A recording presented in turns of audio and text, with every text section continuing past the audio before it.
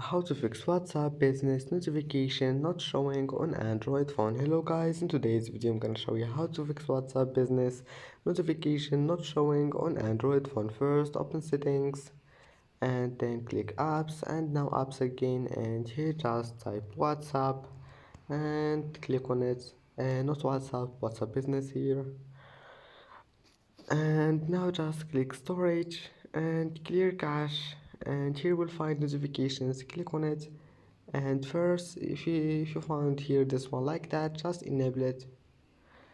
And now here you can manage any type of notifications you want, call notifications or anything you want here, like message notifications. If you have problem here, just click on it and then click allow, and enable this one. If you found it like that, just enable it, and that's it. And you can manage your notification sound if you want. And that's it for today's video. If you like this video, don't forget like and subscribe, and see you in the next video.